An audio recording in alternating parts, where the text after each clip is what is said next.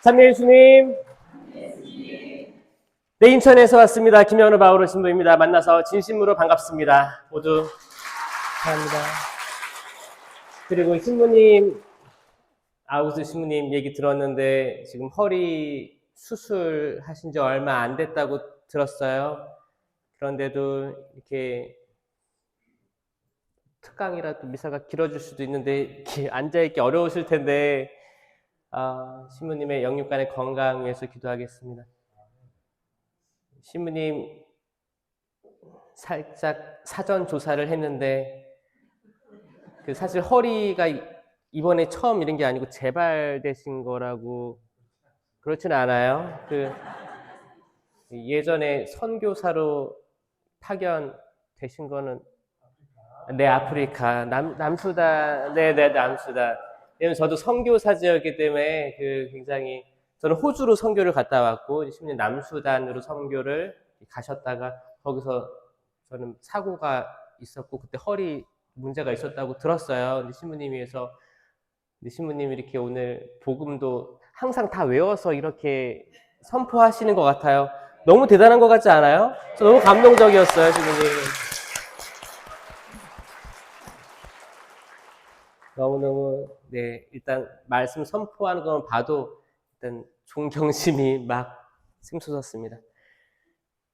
저는 보좌신부 1년을 하고 호주로 파견돼서 선교 생활을 했습니다. 거기 호주 사람들 있잖아요. 호주 꼬맹이부터 해서 어른들, 거기도 나이가 많이 들어가지고 이제 젊은 신부가 없는 상황이었습니다. 그래서 주교회에서 이제 아시아권에서 사제들을 뽑아달라 그렇게 해가지고 이제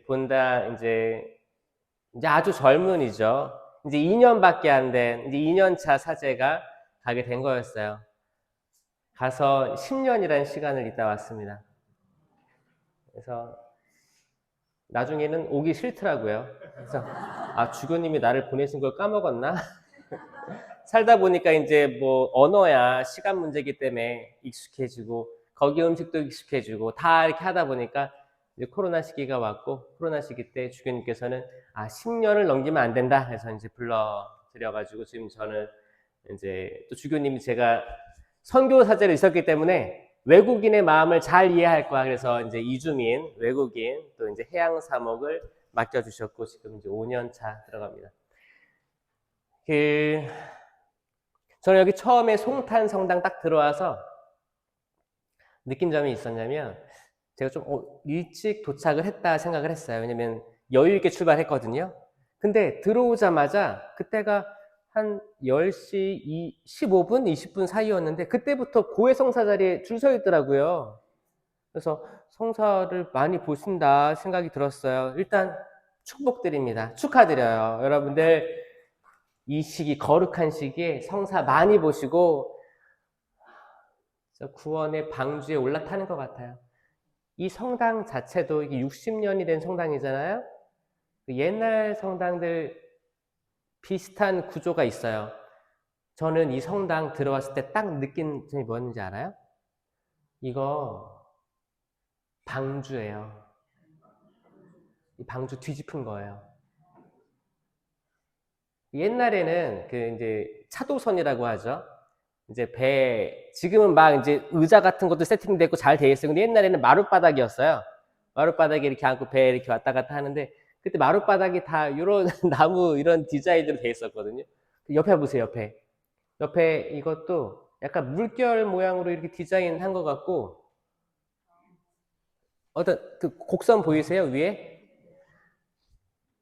방주구나. 사실 제 서품 성구가 뭐냐면 창세기 9장 13절입니다. 내가 무지개를 구름 사이에 세울 터이니 이것이 나와 땅 사이에 세우는 계약의 표징이 될 것이다. 저는 이거를 신학생 때부터 쭉 가지고 가고 있어요. 왜냐? 잘 보면 노아의 방주 사건은 굉장히 좀 무서울 수도 있어요. 왜냐면 다 휩쓸어 버렸잖아요. 다 죽음을 다 휩쓸어 버렸어요. 근데 거기에 살아남았던 노아의 가족들, 동물들, 그리고 하느님께서 얘기하신 내가 다시는 물로 심판하지 않을 것이다. 그럼 나중에는 뭘로 심판하세요? 불입니다. 성령과 불의 심판. 이게 세례의 표징이에요. 우리는 그 죽음의 상황에서 건너가서 새로운 땅에 안착했었거든요. 노아가 그랬어요. 노아가 새로운 땅에 안착했어요. 그래서 기분이 어땠어요? 너무 좋아가지고 포도를 심었어요. 포도가 자랐어요. 열매가 맺혔어요. 다 죽음밖에 없는 세상인 줄 알았는데 생명체가 자랐어요. 포도로 뭘 만들었어요? 포도주를 만들었어요. 기가 막히죠? 포도주를 만들었어요. 그 포도주를 맛을 보니까 어때요? 기가 막힌 거예요. 기가 막힌 거예요. 그래서 이거를 딱 한 입 딱 먹고 멈췄어요? 아니요. 더 마셨어요. 취할 정도로 마셨어요. 취할 정도로. 모든 사람에게는 취하면 주사들이 다 각각 있겠지만 노아의 주사는 뭐였어요? 홀딱 벗고 잠들었습니다. 노아는 자기가 알몸인 걸 부끄러워하지 않았습니다. 맞어요? 부끄러워하지 않았어요. 그리고 술에 취한 것도 부끄러워하지 않았어요. 너무 기뻤기 때문에. 너무 기쁜 상태고 이게 아무도 없잖아요. 우리 가족밖에 없고. 이건 마치 창세기 1장, 2장으로 돌아간 것 같은 형국이었어요. 아담과 하와도 부끄럽지 않았어요. 알몸이어도. 부끄러운 줄 몰랐어요. 이걸 부끄러워해야 되나? 그걸 몰랐어요. 아무도 얘기해 준 적이 없어요. 선악과를 먹고 부끄러움이라는 거를 알게 됩니다. 맞죠? 자, 그 새로운 땅에 들어간 물이 빠지고 묻이 드러난 곳에 머무른 노아도 처음에는 부끄러운 줄 모르고 기쁨에 흠뻑 취해 있었어요. 이 부끄러움을 누가 먼저 깨달았냐? 누구였어요? 아들 셋이 있었어요. 셈과 햄과 야펫이 있었죠. 누가 아버지의 부끄러움을 자기가 깨달은 거예요? 함이라기도 하고 햄이라고 하기도 하고 부끄러웠어요. 어떡하지? 그래서 어떻게 했어요? 소문 냈어요. 소문 내서 나머지 형제들이 왔죠. 나머지 형제들은 어떻게 했어요? 뒷걸음질로 겉옷을 들고 와서 덮어드리고 갔어요. 저는 이걸 온유라고 봅니다. 온유함. 이 온유는 성령의 9가지 열매 중에 하나예요. 갈라티아서 5장 22절에 나온 성령의 9가지 열매. 사랑, 기쁨, 평화, 인내, 친절, 선해, 성실, 온유, 절제. 이 9가지 열매가 얼마나 중요합니까? 그래서 어떤 세미나 가고 어떤 본당에 행사 있으면 이 포도를 그림을 그려가지고 거기다가 이렇게 열매들을 적어놓은 걸 많이 봐요. 그렇죠? 왜 그런 거예요? 이 열매 맺어야 된다. 이 열매가 중요하다. 이 열매로 식별할 수 있고 이 열매를 보아서 그 나무가 좋은 나무인지 나쁜 나무인지 알 수 있을 거다. 맞아요? 좋은 나무는 좋은 열매를 맺고 나쁜 나무는 나쁜 열매를 맺습니다. 좋은 나무가 나쁜 열매를 맺을 수가 없습니다. 이 얘기를 예수 그리스도께서 선포하신 거거든요. 그러니까 이 좋은 때 우리들의 열매를 되돌아보면 너무너무 시적절하다 하겠죠? 그게 회개로 이끄는 거예요. 나는 어떤 열매를 맺고 있지? 조바심을 가지고 있나? 질투? 시기? 아니면 재물에 대한 유혹? 성공에 대한 강력한 그런 끌림? 자녀들끼리의 비교? 이웃과 나와의 자녀의 비교? 성공? 부동산? 주식? 어떤 열매들을 맺고 있는가? 과연 나는 기쁜가? 나는 과연 다가오지 않을 미래에 대해서 희망이 있는가? 이런 거 있어요, 여러분? 네. 저는 저는 신학교 살면서 사실 말씀 안에서 기쁘게 살지 못했었어요. 신학교에서. 말씀을 맨날 보죠. 성물도 맨날 하지. 겉으로 볼 땐 거룩해 보여요. 다 수단 이렇게 입고 다들 이렇게 뭐 어떤 음을 맞춰가지고 이렇게 기도하고 그러면. 근데 저 스스로는 계속 걸림돌이 있었어요. 내가 이 길을 가는 게 맞는가? 내가 여기 불리움이 합당한가? 그렇게 딴 생각하게 되고 방학하면 이번에 뭐 해야겠다. 어디 교리교사들하고 캠프를 가야 되는데 뭐 해야겠다. 하느님을 집중한 게 아니고 다른 생각들을 많이 하게 된 저. 그리고 항상 감실에 성체가 모셔져 있었는데 성체 앞을 지나갈 때, 그러니까 신학교 교정이 있으면 어딜 가든 성체가 어디에 있는지는 알잖아요. 방향을 알아요. 그러니까 그 방향만 지나가더라도 신심 있는 사람은 이렇게 인사를 할 거 아니에요. 아, 정말 살아계신 예수 그리스도의 몸과 피, 영혼과 신성이 거기 온전히 계시구나 라고 이걸 깨달으면 어디에 방향이 있든 항상 마음을 표현하고 갈 거예요. 근데 저는 사람들이 있을 때는 신학교에 신학생들이 있고 교수들이 있으면 의식해서 하고, 만약에 저 혼자 거기 이제 학사동을 돌아다닌다. 운동할 때도 있을 거고 걸어 다닐 때도 있을 거 아니에요. 그럴 때 지나가다가 감실이 있는 게 문도 열려 있어. 성당에 보여. 그럼 믿음 있는 사람은 뛰어가서 장괴하고 성체조배 하겠죠? 신학생인데 저 어땠을 것 같아요? 아무도 안 보는데 누가 보겠어? 그리고 거기 또 커다란 성모님상이 있어요. 성모님상 지나갈 때도 여러분들이 지나가다 멈춰가지고 이렇게 인사하고 기도하시죠? 근데 밤에 아무도 없다면 그래도 하시죠? 여러분들이 훨씬 나. 저는요, 아무 없으니 그냥 지나간 적이 있었어요. 제가 그런 거죠, 속으로. 내가 진짜 믿음을 가진 신학생인가? 라는 회의가 갑자기 들었었어요. 그때 저를 신학교에서 깨닫게 해준 게, 저 개인적으로는 성령 세미나였어요. 성령 세미나 때 이게 막 이렇게 강의들도 많고 묵상도 많이 하고 충분히 성찰하게 하고 약간 총고회를 볼 때 저는 되게 따뜻함을 느꼈습니다. 내가 이밖에 알아내지 못한 죄에다가 항상 저는 폴더를 만들어서 제가 고해하지 못하는 것들을 넣어놨었어요. 그리고 항상 로버트처럼 고해성사 끝나면 저는 알고 있는 그 죄가 있는데 이밖에 알아내지 못한 죄에 대해서도 통해하오니 당신이 알아맞히고 사해주세요. 이런 마음이었어요. 장난치는 거였어요. 제가 저를 봤을 때 저는 장난치고 있었어요. 이밖에 알아내지 못한 죄를 저는 알고 있었어요. 근데 그 기도문이 그렇잖아요. 기도문 따라 하면서 기도문 안에 내가 약간 스며들어서 그래 여기에 속해 있으면 나는 안전하게 되겠다라는 생각으로 그걸 믿고 저를 감추는 도구를 만들었습니다. 자, 이게 맹점입니다. 천주교 신자들. 천주교는 전례가 완벽합니다. 계명들 있죠, 전례 있죠, 영성체, 이 모든 것들이 완벽해요. 완벽해요. 그래서 여기에서 우리가 받아들일 수 있는 맹점은 뭐냐?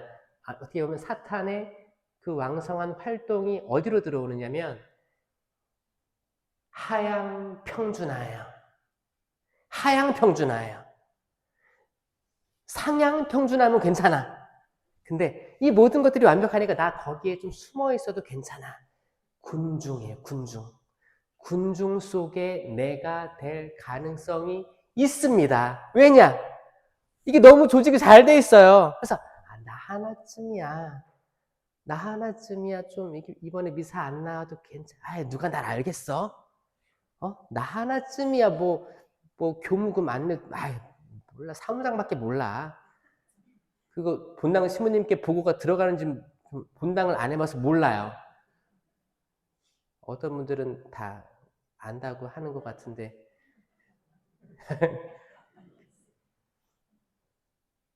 뭐예요? 군중은 뭐예요? 군중은 여러분들 뭐 월드컵, 뭐 큰 행사, 이벤트 같은 거 할 때 엄청나게 많은 군중들이 움집해가지고 이렇게 움직이지 못하는 상황들 본 적 있어요? 여러분들이 그 안에 들어간 적 있었어요? 경험한 적은 없죠? 하지 마세요. 무서워요. 무서워요. 화장실도 못 가요. 갈 수도 없어. 일행 같이 갔잖아요. 화장실 갔다 올게? 그럼 그 뒤로 못 만나는 거예요. 따로따로 집에 가야 돼. 못 가요. 그런데 가지 마세요. 거기에 그 군중 안에 있으면 내 방향을 잃어버려요. 그냥 이 길 따라 쭉 흘러가야지 사고가 안 나요. 역방향으로 가면 사고 나는 거예요. 그러니까 뭐예요? 여기에 편승해가지고 군중 따라 쭉 가면, 마치 내가 잘 가고 있는 것 같지만 내 의지는 없어요. 흘러가는 거예요. 군중에서 나와야 됩니다, 여러분. 왜냐면 그 군중들이 악의 세계로 흘러갈 가능성이 있기 때문이에요. 세상은 안타깝지만 악으로 기울어질 가능성이 높다고 하죠. 이걸 원죄성이라고 하는 거예요. 사실 우리가 지은 죄는 본죄예요. 실질적으로 지은 죄를 본죄라고 하고 죄로 기울어질 가능성을 원죄성이라고 하는 거예요. 원죄예요. 그 원죄를 세례와 견진으로 세례로 딱 끊어놨잖아요. 그렇죠? 그 다음에부터 짓는 게 본죄죠. 우리가 짓는 죄들인데 이런 죄들이 있어요. 그럼 이 죄는 언제 없어져요? 고해성사로만 없어집니다. 대죄일 경우에. 근데 소죄가 있어요. 또 소죄. 소죄는 뭐예요? 대죄에서 속해 있지 않은 거. 자잘한 죄를 소죄라고 해요. 소죄는 미사 전반부에서 없어집니다. 너무 좋죠? 이게 하느님의 자비예요. 미사 전반부에서 없어져요. 근데 문제는 뭐예요? 대죄. 대죄가 뭔지 모르는 신자들이 많다라는 게 문제예요. 대죄란 10계명에 어긋난 죄를 대죄라고 합니다. 여기서 한번 10계명을 한번 되짚어볼까요? 첫 번째 뭐예요?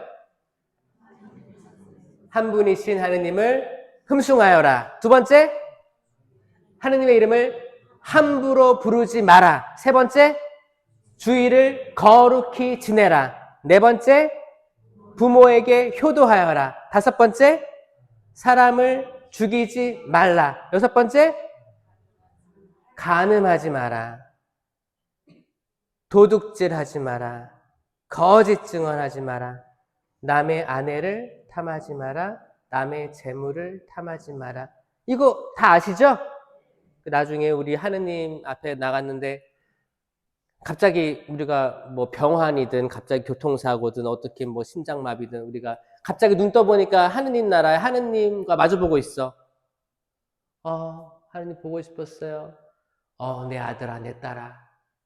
잘 지내다만. 네, 저 성당 열심히 다녔고 당신 따르며 살았습니다. 그래, 내 계명이 무엇이냐?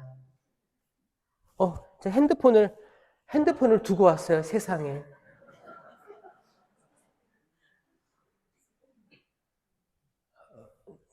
저는 이 시기에 다시 한번 우리가 가지고 있는 기본적인 신심 있죠. 신앙도 있죠.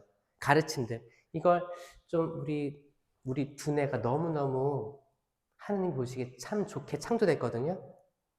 그렇죠? 이거 한번 되짚어 봤으면 좋겠어요. 우린 드라마를 보면 사실 사돈의 팔촌의 거기 모든 인물 구성원의 족보를 다 외워요. 어떻게 보면 외워. 나랑 상관없는 가족인데. 그냥 판타지잖아요. 다 지어낸 가족들의 이야기를 이제 우리는 미사 드리고 카페 가가지고 뭐야, 나 그거 봤어. 어제 그거 봤어? 야, 걔 아들이래.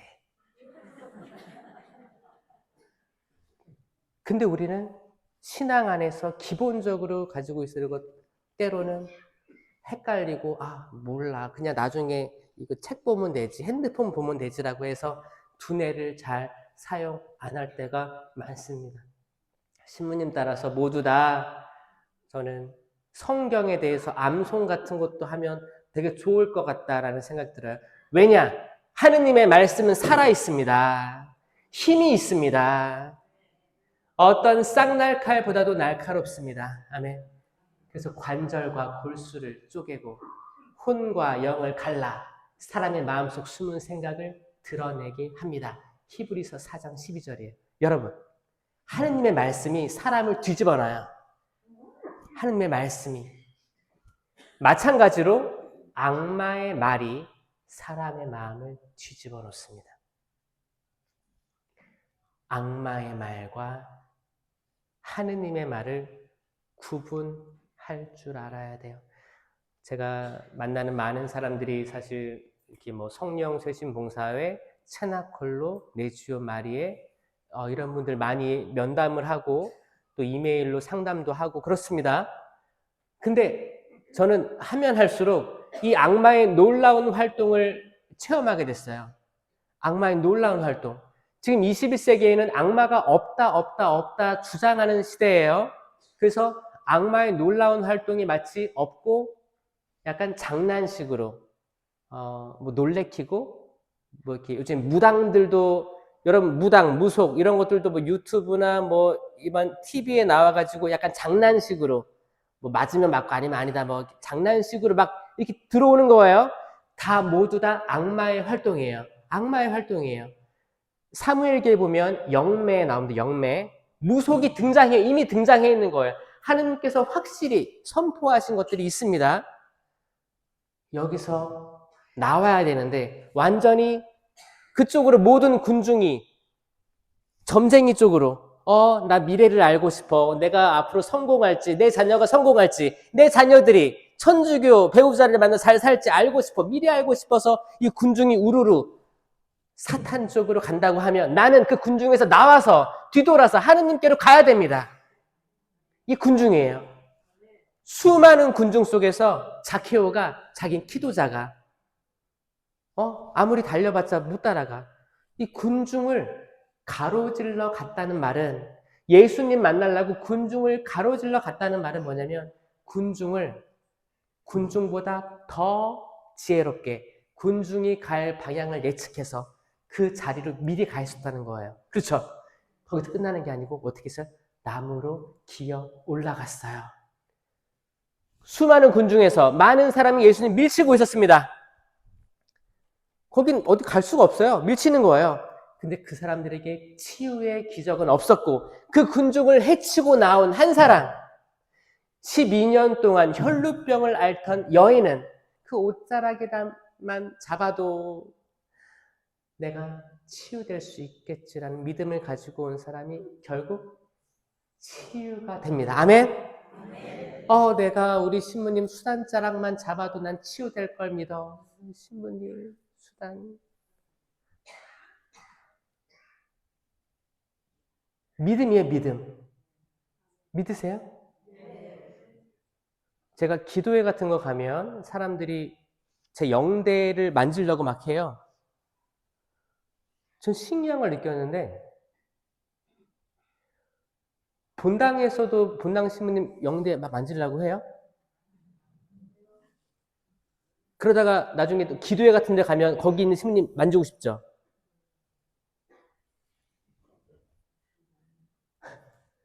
저는 요즘 본당 신부님들에 대한 긍정적인 우리 목자로서의 존중감이 점점 사라지고 있는 시대를 살아간다고 뭐 제 동료 신부님들부터 좀 들은 적이 있어요.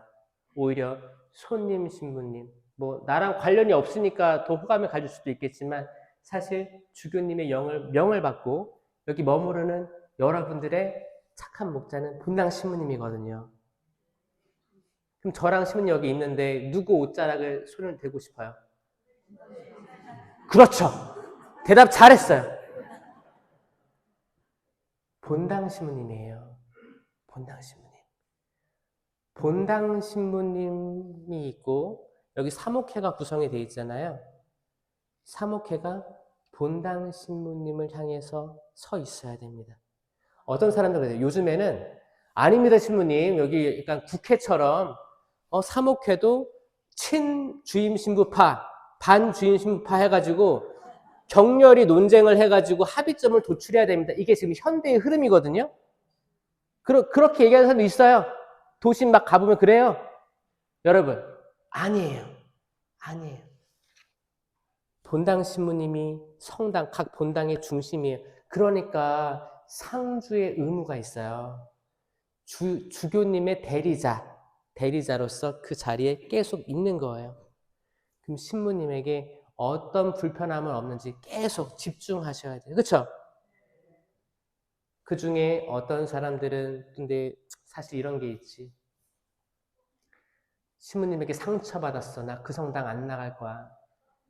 사목회한테 상처받았어. 그 성당 안 나갈 거야. 수녀님한테 상처받았어. 그 성당 안 나갈 거야. 이런 케이스들이 사실 존재합니다.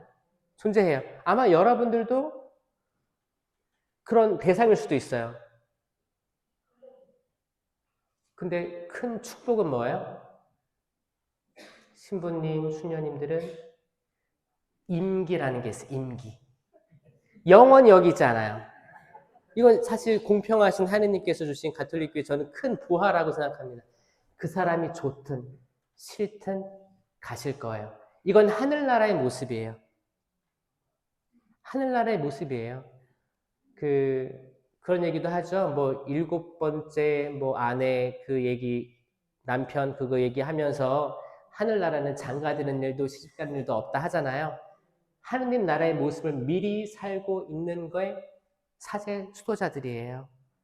이 교회의 모든 것들은 다 성경에 기반해서 그 하늘나라의 표징들을 보여주는 거예요. 그러면서 신부님들이 또 새로 왔어.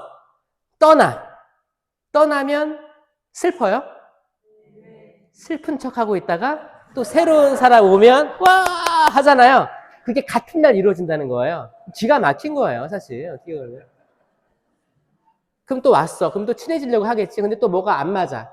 때로는 신부님 피곤할 때가 있을 거야. 피곤한데 또 뭐를 서류들을 이렇게 들고 오면 신부님이 피곤하니까 이렇게 컨디션이 다운돼 있을 때 뭔가 생기면 약간 퉁명스럽게 대답할 때도 있을 거예요. 그때 이제 신자들 어떻게 해요?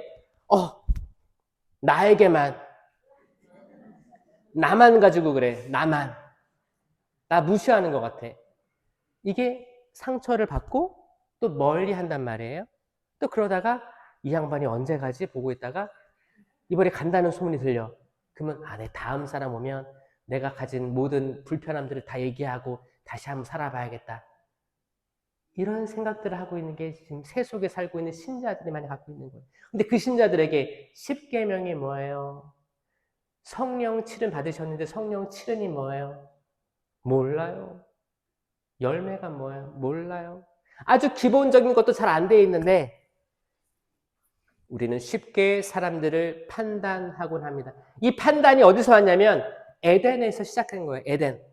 에덴 동산에 생명나무가 있고 선과 악을 알게 하는 나무가 있었어요. 한가운데. 그 뭐예요? 잘 보이라고.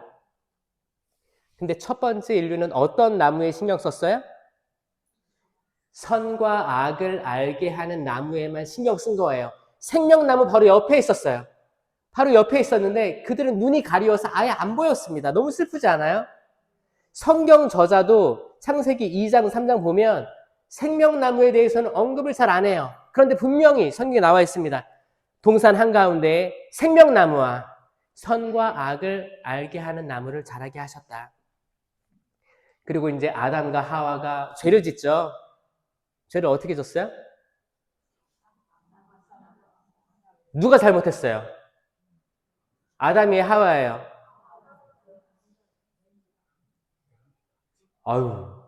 그래도 하와는 악마와 논쟁했습니다. 논쟁했어요. 악마가 그래요. 아니 여기에 있는 모든 나무 열매 먹지 말라고 했는데 그게 사실이냐 그래요. 모든 나무 열매. 그러니까 하와가 뭐래요? 아니야.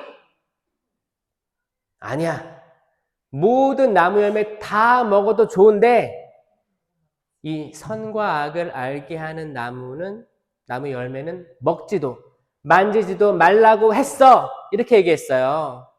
그럼 하와가 잘 대답한 거예요? 잘못 대답한 거예요?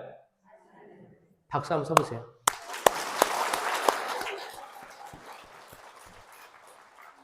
여성들 어깨 좀 피세요. 자부심을 가지세요. 적어도 여러분들은 악마의 대화에서 아니다 라고 처음에 얘기했던 존재가 여성이었어요. 아니다. 그 거짓말을 간파했어요. 아니다. 전 이거 되게 대단하다고 생각합니다. 근데 이제 악마가 계속 대화를 유지해 나가는 거죠. 그러니까 이 대화를 계속 하다 보면 결국에 악이 승리하게 되는 것 같아요. 대화하고 있어요. 아니다. 너희가 눈이 열려가지고 선과 악을 구별하게 될 줄 같아가지고 그렇게 얘기하신 거다. 봐라. 얼마나 탐스럽게 생겼냐. 정말 보니까 탐스럽게 생겼습니다. 여성들은 탐스럽게 생긴 거를 잘 알아요. 본능적으로. 먹음직스럽게 생긴 걸 알아요. 여러분들은 시장에 가서 과일 같은 거 살 때도 아니 이 과일은 겉은 멀쩡한데 속은 맛이 없을 것 같은지 아니면 겉은 못난인데 맛있을 것 같은지 여러분들은 알고 있어요. 그쵸? 이거 여성들이 가진 센스예요. 기본적으로 가지고 있는 하느님이 주신 선물이에요. 남자들 전 모른다고 생각해요. 몰라요. 여성들은 딱 보면 그 여성들이 봤을 때 정말 저건 맛있겠다라고 본 거예요. 하와는 그 열매가 정말 맛있을 줄 믿었어요. 먹었어요. 그리고 어떻게 했어요? 남편에게 주었어요. 근데 성경은 정말 담백합니다. 남편에게 주었다. 남편은 안 된다. 먹지 말라고 했다. 부부싸움 했어요? 이게 포인트예요. 자, 잘 봐요. 하와는 그걸 먹고 남편에게 주었다. 남편은 그걸 받아서 먹었다로 성경은 기술하고 있습니다.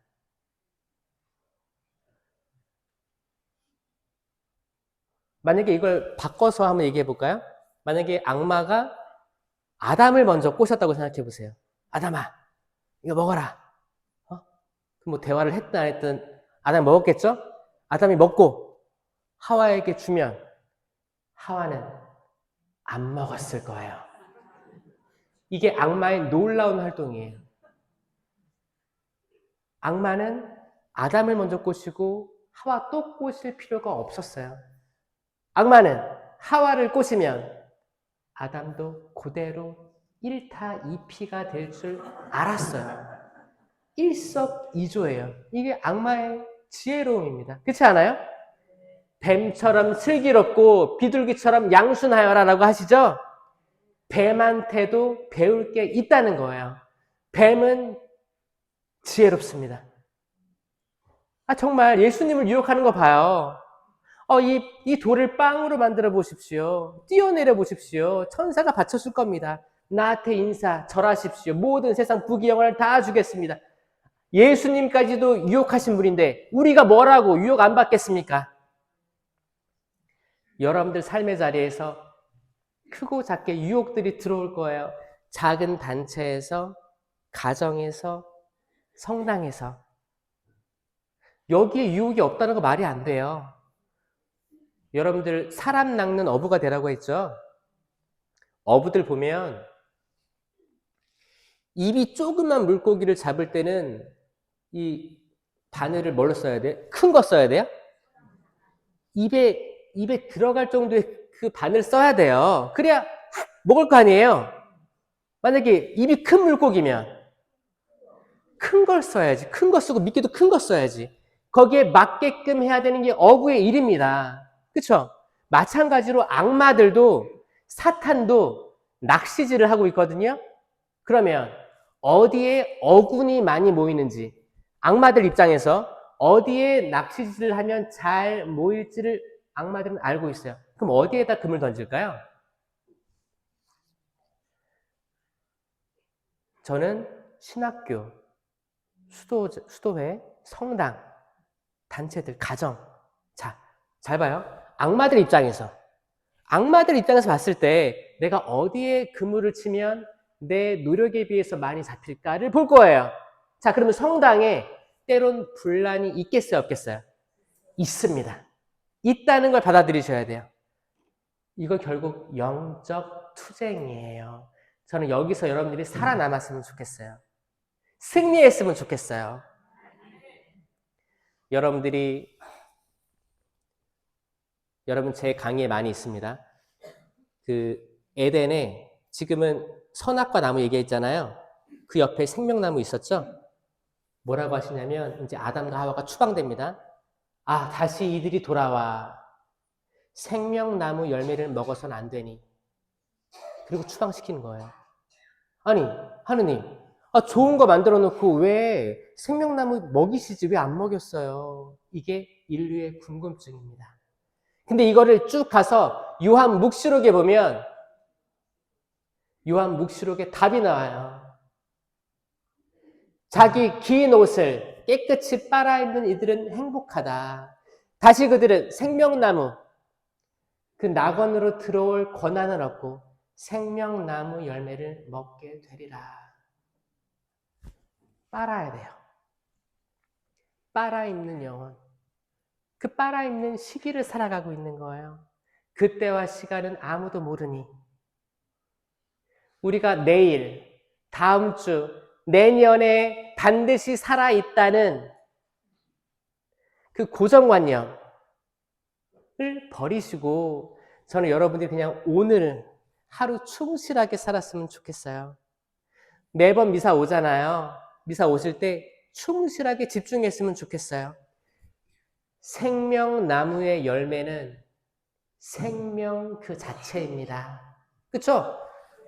뭐 사과나무의 열매는 뭐예요? 사과잖아요. 배나무의 열매는 배겠지. 배나무에서 사과가 열리겠어요? 자, 생명나무의 열매는 생명입니다. 아멘? 그러면 나는 길이요 진리요 생명이다. 나가 누구예요? 예수님이에요. 자, 예수님은 생명이십니다. 아멘? 그러면 나는 생명의 빵이다. 요한복음 6장 35절. 나는 생명의 빵이다. 자, 옛날에는 이 십자가란 말하고 나무란 말하고 똑같았어요. 단어가. 나무에 달린 분, 십자가에 달린 분 똑같았어요. 바오로 사도도 그분은 나무에 달리셨습니다라고 표현했어요. 십자가란 말 안 썼습니다. 자, 돌아가서 생명나무란 말은 곧 생명 십자가란 말과 동의어가 됩니다. 삼위일체 하느님은 창세기부터 요한묵시록까지 어디서나 계속 계세요. 계속 계세요. 구약에는 하느님만, 신약에는 예수님만, 지금은 성령의 시대. 이게 아니에요. 항상 삼위일체입니다. 이미 창조 전에도 하느님의 영이 거기에 머무르고 계셨어요. 생명나무, 감추어진 나무, 눈이 가리워진 나무, 생명. 그 나무가 이 신약에 와서 지금 이 시대에 눈이 열린 거예요. 엠마오의 제자들이 예수님 나타났잖아요. 무슨 얘기를 그리 하고 있느냐? 아니, 당신은 여기서 지금 오고 있으면서 여기에 있었던 모든 일들을 모른단 말입니까? 그러니까 예수님께서 뭐라고 하세요? 구약부터 신약까지 다 설명해 주시고 이제 해가 지니까 이제 제자들이 저희와 함께 머무르십시오, 주님. 그러니까 머물렀어요. 예수님께서 빵을 쪼개자 그들의 눈이 열려. 아멘? 열린 거예요. 전혀 볼 수 없었던 그 생명나무가 지금 내 눈앞에 보이는 거예요. 지금까지 여러분들의 삶이 얼마나 누추했고 얼마나 고통스러웠고 얼마나 가족이 뿔뿔이 흩어져가지고 고통스러웠는지 모르겠습니다. 하지만 그게 영원하지 않을 거예요. 지나갈 거예요. 지나갈 거예요. 지나갈 것에 머무르면 그게 영원해지는 거예요. 지나갈 거니까 그래. 어차피 내가 신경을 써도 신경을 안 써도 지나갈 거예요. 그러면 지혜로운 건 뭐예요? 지나가게 내버려 두는 거예요. 지나간 것은 지나간 대로. 자, 스톱. 자, 지나갔잖아요. 전례력으로 새해를 맞았습니다. 지나간 거 흘러보내세요. 여러분들이 사기를 당했든 가족으로부터 배신을 당했든 상처 입었든 그 모든 것들 교회에서 희년이 선포됐습니다.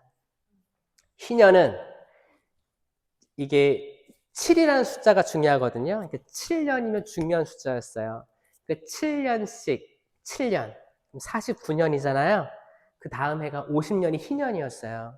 희년이 되면 자푼이들 풀어주고 속박된 일 해방시켜주고 다 원래대로 돌이켜주는 게 희년의 의미였습니다. 신부님, 근데 50년인데 그거는 왜 지금 25년마다 희년해요? 이게 이제 교회에서 결정한 거예요. 50년을 희년으로 하다 보니까 어떤 이는 평생 한 번도 희년을 경험하지 못하고 죽는 일들이 생기는 거예요. 그래서 25년마다 희년이 있고 이제 뭐 50년, 100년 이렇게 있는 거죠. 그래서 그러니까 지금 바로 직전의 희년은 2000년 대희년이었어요. 그럼 이 다음의 희년은 언제예요? 25년이에요. 지금 25년이잖아요. 그 50년이지. 다음 희년은 50년이에요. 50년. 2050년에 나는 세상에 있겠다. 손 들어보세요. 자신 있다. 아니면 2075년. 사실 우리 자신 없어요. 그러니까 어떻게 해야 돼요?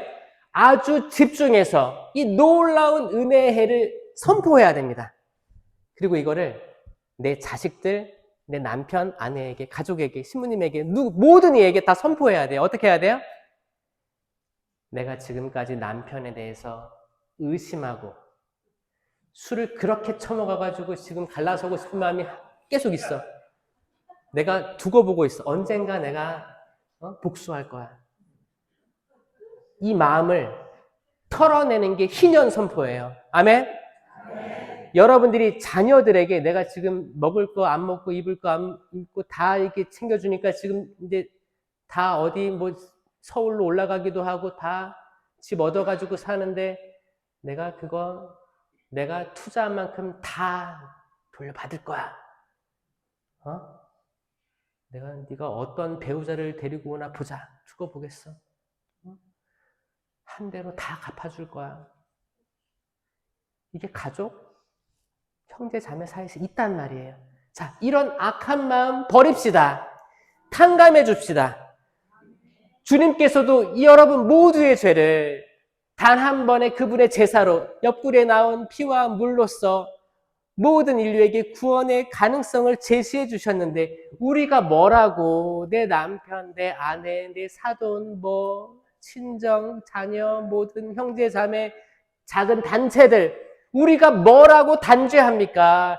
그 단죄하는 건 곧 선악과 나무 열매를 먹는 형국이에요. 선과 악을 알게 하는 거거든요. 근데 온전한 식별은 하느님께만 유보되어 있습니다. 하느님께서만 온전한 악인지 온전한 선인지 구별할 수 있어요. 우리는 구별하기 어렵습니다. 우리가 선이라고 생각했는데 이게 악일 수 있고 우리가 악이라고 생각했는데 이게 선일 수 있어요. 우리의 판단을 믿지 말고 전쟁은 하느님께 유보하고 우리는 온유해져야 돼요. 죄를 덮어줘야 돼요. 그게 부끄러워 보일지언정 남의 잘못을 덮어주는 이가 천주교 신자로서 해야 될 일입니다. 남의 죄를 계속 언제까지 나오나 털어서 먼지 안 나오는 사람이 없다. 탈탈탈 털어. 이건 신자가 할 일이 아닙니다. 덮어주는 언젠가 하느님께서 그 공의로움으로 신실하심으로 그분께서 선과 악을 명확하게 구별할 날이 올 거예요. 왜 우리가 손에 피 묻히면서 왜 심판질을 하고 있어요? 그렇죠?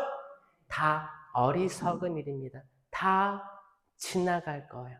지나간 것은 지나가게 내버려 두십시오. 우리는 희망으로 나아가야 돼요. 그러면 열매 맺을 수 있어요. 사랑의 열매, 기쁨의 열매, 평화의 열매, 인내, 친절, 선행, 성실, 온유, 절제. 이 갈라디아서 5장 22절의 그 열매들을 우리가 주렁주렁 열 때 하느님께서 착한 내 종아, 내가 작은 일에 성실하였으니 너에게 5고울, 10고울을 맡기겠다. 이런 음성 듣고 싶지 않습니까, 여러분? 그런 삶을 살아가시길 저도 간절히 기도드릴게요. 제가 지금까지 보니까 우리들이 남을 심판하며 살아올 때 우리가 이미 무거운 거예요. 버거워. 삶이 버거워. 근데 나도 모르게 계속 심판을 계속 반복할 수밖에 없어요. 그게 지옥으로 가는 길이에요. 빨리 그 군중에서 탈출해서 아, 나 이제 더 이상 심판하지 말아야지. 내가 뭐라고. 덮어줘야지. 내 남편, 내 아내 안아줘야지. 내 자식들 무조건적으로 안아줘야지. 늙은 내 부모님 말이 안 통해. 정치적으로도 안 맞아. 다 안 맞아. 다 안 맞아. 그래도 안아줘야지. 왜? 우리 다 하느님의 모상이기 때문입니다. 잠시 묵상하시면서 이 새로운 한 해 어떻게 지내야 될지 잠깐 생각하는 시간을 가지십시다.